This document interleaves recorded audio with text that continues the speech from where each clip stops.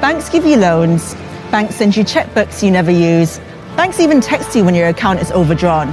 Banks are so important that when they get into a mess, the government bails them out, unlike the rest of us.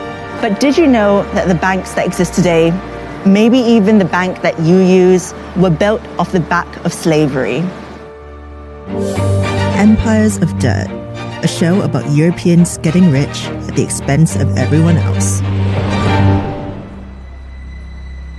From 1619, 11 million African men, women, and children were stolen from their homes and put to work on the sugar, tobacco, and cotton plantations of America and the Caribbean.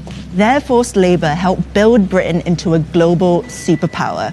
And even after slave owning was abolished in Britain, the British taxpayer still paid £20 million. That's 40% of the national budget, or $16.5 billion in today's money, as compensation for slavery.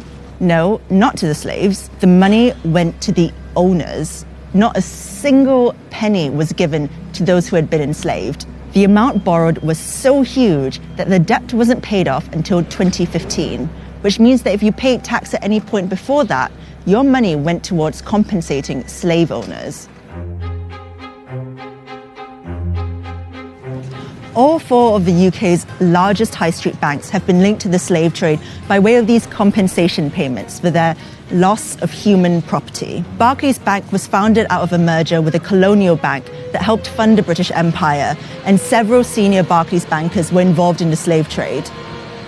Through HSBC's merger with Midland Bank, one of its first managers, George Pollard, received £230,000 of today's money from British taxpayers as compensation. In exchange, he gave up 134 enslaved people on the Caribbean island of Nevis in the 1830s. The president of Lloyds Bank, John White Cater, also received compensation for estates in Jamaica in 1835. And 27 former members of the Bank of England were linked to slavery in the 18th and 19th centuries, including 11 former governors. Even after Britain abolished the slave trade in 1807, we continued to profit off it. Bankers just pivoted to indirect means of making money from the exploitation and trafficking of human beings. The City of London provided the finance for slave traders all around the world, and loans were one way of making money. So a British bank would loan money to a US plantation owner to buy more slaves or agricultural equipment. If you think mortgages are secured against the land you own, think again. So-called plantation mortgages, where US slave owners would borrow money from British banks, were secured against the value of the slaves they owned, not their land. The Royal Bank of Scotland offered plantation mortgages. So did Barclays. These mortgages were then bundled into bonds and sold to investors all over the world. When the US slave owners made repayments, the people who owned those bonds made a small profit. The City of London has defined British wealth for hundreds of years. Money comes in and money goes out to countries all over the world. And our status as a global power rests on our financial institutions.